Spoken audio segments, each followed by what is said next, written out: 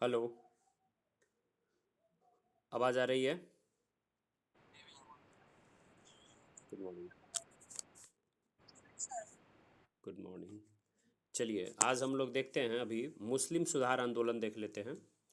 तो मुस्लिम सुधार आंदोलन जो है वो चला था, एक चला था पूर्वी बंगाल में, जिसको फराइजी आंदोलन बोलते हैं। क्या बोलते हैं? पूर्वी बंगाल में फराइजी आंदोलन। और ये चला था 1838 से 57 के बीच। इस्लाम के मूल सिद्धांतों पे बल दिया गया था।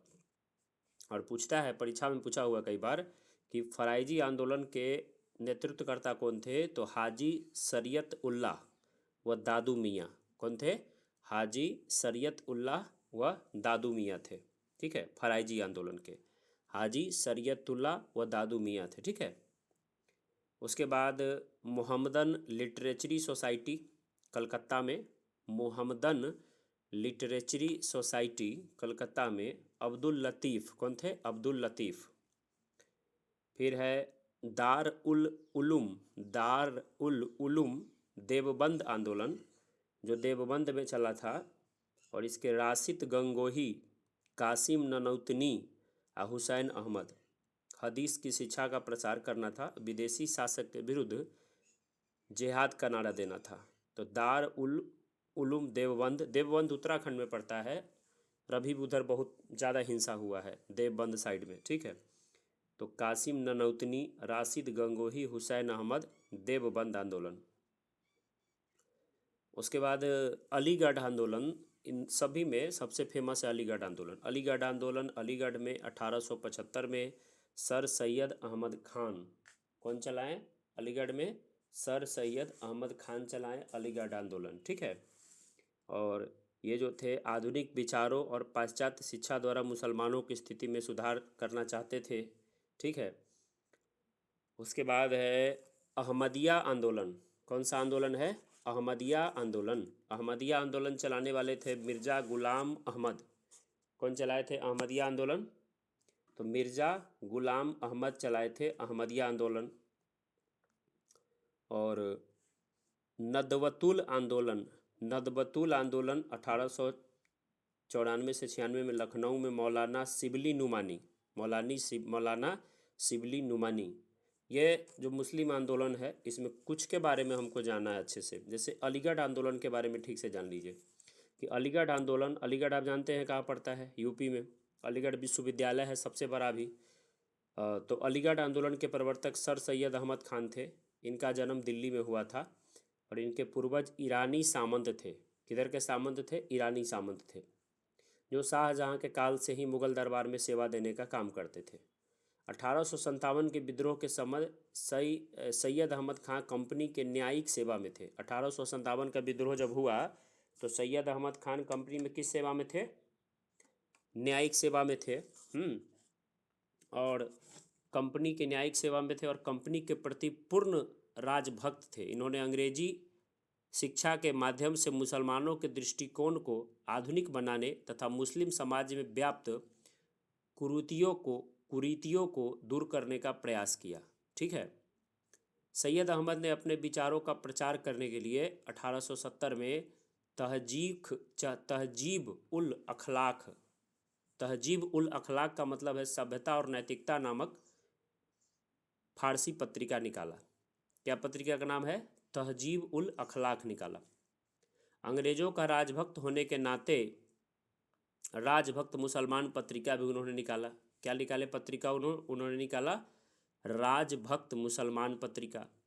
तहजीब उल अखलाक नाम का उन्होंने अपने विचारों का एक फारसी पत्रिका निकाला। पूछा हुआ है परीक्षा में 1870 में, क्या निकाले? तहजीब उल अखलाक। ठीक है। उसके बाद राजभक्त मुसलमान पत्रिका निकाले। असबाब ए बगावते हिंद नामक 1857 के विद्रोह पर उनकी लिखी गई है पुस्तक। उस दिन मैंने बताया था 1857 के विद्रोह में इनका पुस्तक याद करना पड़ेगा, फेमस है, बोले थे। क्या था पुस्तक का नाम? असबाब ए बगावते हिंद। क्या था? असबाब ए बगावते हिंद। 1857 के विद्रोह पर इनकी पुस्तक है। 1864 में इन्होंने गाजीपुर में साइंटिफिक सोसाइटी का स्थापना किया। कब? 1864 में इन्होंने गाजीपुर में साइंटिफिक सोसाइटी का स्थापना किया। वही जो गाजीपुर का साइंटिफिक सोसाइटी 1864 में बना, वो बाद में जा कर के अस्थाई कार्यालय अलीगढ़ में स्थापित हुआ। उसका अस्थाई कार्यालय कहाँ बना? अलीगढ़ में। और 1863 में गाजीपुर में मुस्लिम को अंग्रेजी शिक्षा प्रदान करने हेतु एक अंग्रेजी स्कूल का स्थापना की है। 1863 में गाजीपुर में मुस्लिमों को अंग्रेजी शिक्षा प्रदान करने हेतु अंग्रेजी स्कूल का स्थापना किए। और 1876 में सैयद अहमद अलीगढ़ के अस्थायी रूप से बस गए। कहाँ जाके बस गए अस्थायी रूप से? अलीगढ़ में। शिक्षा के प्रसार प्रसार के लिए सर्वप्रथम 24 मई 1875 को महारानी विक्टोरिया के वर्षगांठ के अवसर पर अलीगढ़ स्कूल यानी प्राइमरी स्कूल का स्थापना हुआ। ठीक है, कब हुआ?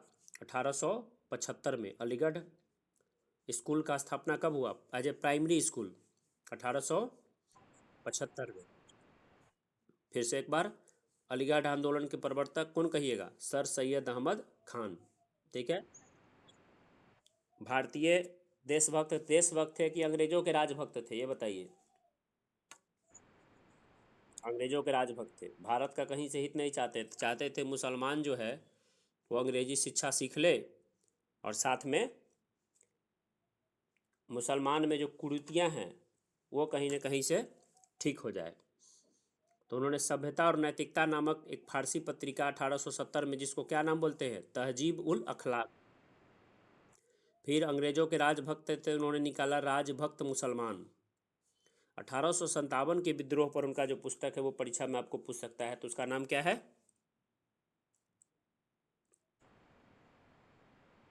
असबाब ए बगावते हिंद। साइंटिफिक सोसाइटी का स्थापना कहाँ की है? गाजीपुर में 1864 में। बाद में साइंटिफिक सोसाइटी का कार्यालय कहाँ गया? अलीगढ़। गाजीपुर में मुसलमानों को अंग्रेजी शिक्षा देने के लिए एक अंग्रेजी स्कूल खोले 1863 में। और जब ये 1876 में अलीगढ़ में बस गया स्थायी रूप से, तो 1876 में जब बस गए तो 1875 में ही महारानी विक्टोरिया का वर्षगांठ था, तो अलीगढ़ प्राइमरी स्कूल का स्थापना हुआ। ठीक है, और 8 जनवरी 1877 से इसे मोहम्मदन एंग्लो ओरिएंटल कॉलेज नाम दे दिया गया। बाद में क्या बन गया ये? Mohammedan Anglo oriental college. मतलब देखिए, पहले क्या बना?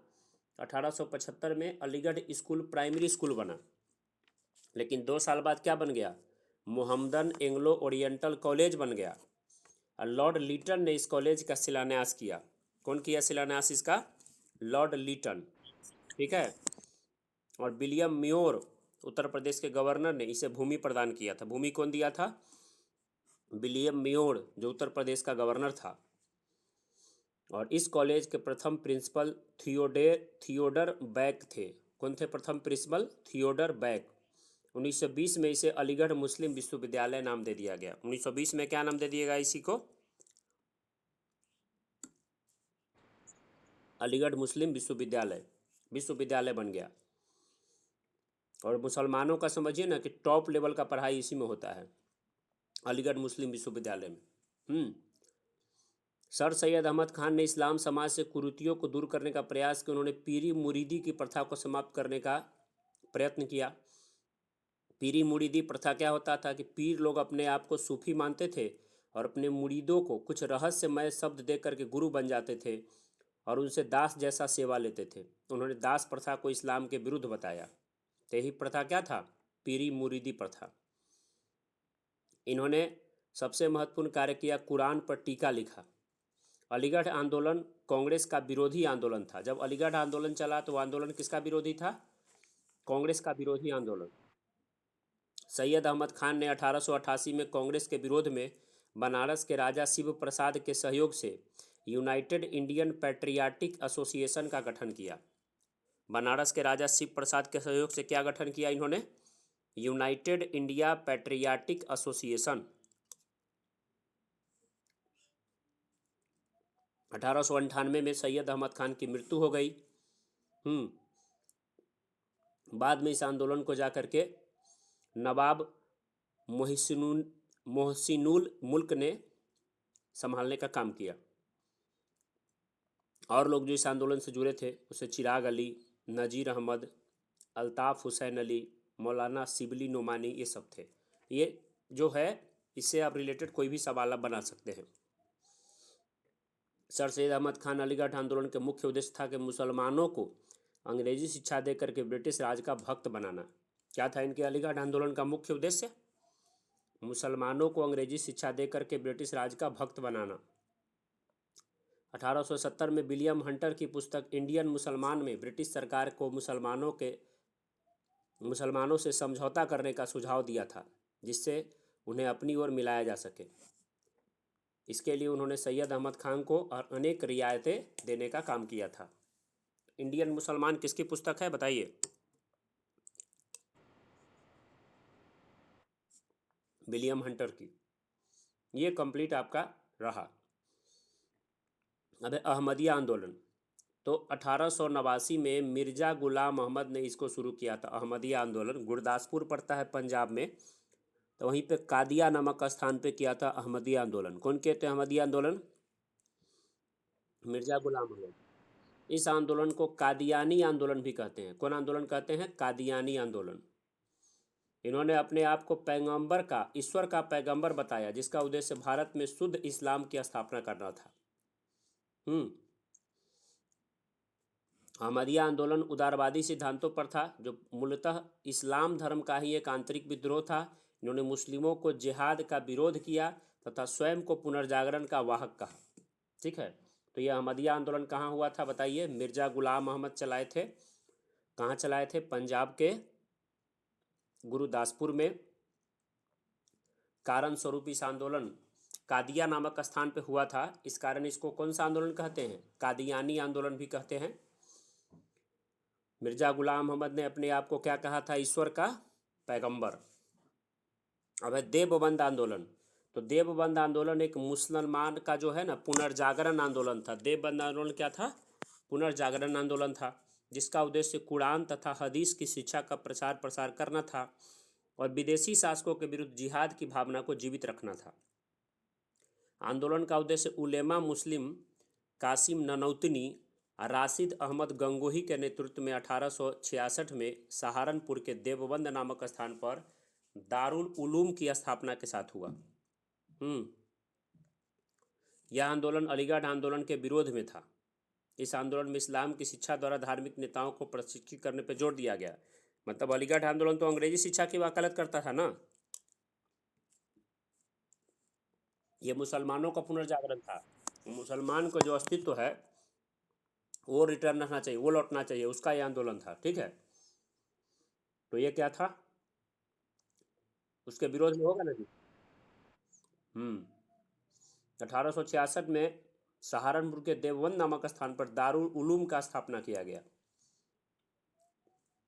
ठीक है, 1885 में भारतीय राष्ट्रीय कांग्रेस की स्थापना का इस आंदोलन ने स्वागत किया। 1888 में देवबंद के उलेमाओं ने सर सैयद अहमद खान द्वारा बनाई गई यूनाइटेड इंडियन पैट्रियाटिक एसोसिएशन मुस्लिम एंग्लो ओरिएंटल सभा के विरुद्ध फतवा जारी किया। ठीक है, तो मतलब आप जो समझिए देवबंद आंदोलन क्या था? अंग्रेजों को भगाने के लिए, मुसलमानों में पुनर्जागरण। ठीक है, और जिहाद की भावना को जीवित रखना था, लेकिन किसके लिए? अंग्रेजों को भगाने के लिए। लेकिन वही कौन आंदोलन बोलेंगे बताइए? अलीगढ़ आंदोलन तो था मुसलमानों का प्योर स्वार्थी था। मुसलमान को अंग्रेजों का राजभक्त बनाना था, मुसलमान के कुरीतियों को दूर करना था। तो ये दोनों आंदोलन में क्या है? अंतर है। अब हम बात करते हैं सिख आंदोलन का। कौन सा आंदोलन? सिख। तो सिख धर्म संसार का सबसे नवीनतम धर्म है। इसके प्रणेता गुरु नानक जी थे। और आपको पता है सिख आंदोलन चला था पंजाब में, कूका आंदोलन चला था। कौन सा आंदोलन चला था पंजाब में? सिख आंदोलन, कूका आंदोलन। और उसको चलाए थे कौन? तो भगत जवाहर मल चलाए थे। कौन चलाए थे? भगत जवाहर मल चलाए थे कूका आंदोलन। तो आपको परीक्षा में पूछे कि कूका आंदोलन, तो कहिएगा पंजाब में भगत जवाहर मल। और कुकी आंदोलन, तो कुकी आंदोलन कहाँ चला था? मणिपुर में। अब है नामधारी आंदोलन। ये एक अन्य सिख धर्म सुधार आंदोलन था। इसका प्रणेता बाबा सिंह थे। कौन थे? बाबा राम सिंह। बाबा राम सिंह और उनका शिष्य बालक सिंह था। यह आंदोलन कूका आंदोलन का ही एक शाखा था। इस आंदोलन के कार्यकर्ता नामधारी कहलाए। ये मूर्ति, वृक्ष, दरगाह की पूजा तथा गौ मांस भक्षण के विरोधी थे। महिलाओं की समानता और पुनर्विवाह के समर्थक थे। तो रामधारी आंदोलन कौन चलाए? नामधारी। नामधारी आंदोलन चलाए बाबा राम सिंह और उनके शिष्य बालक सिंह।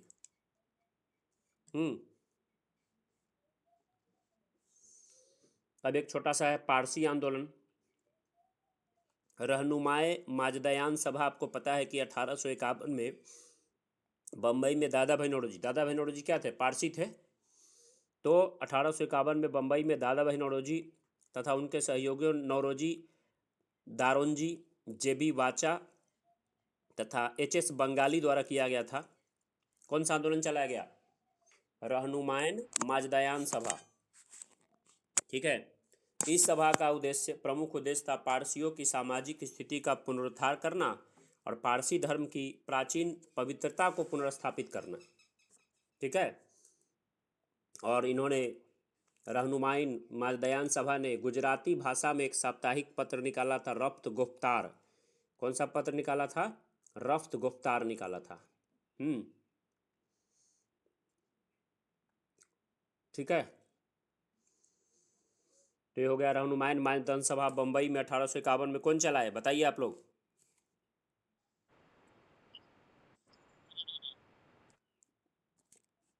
दादा भाई नौरोजी। ठीक है।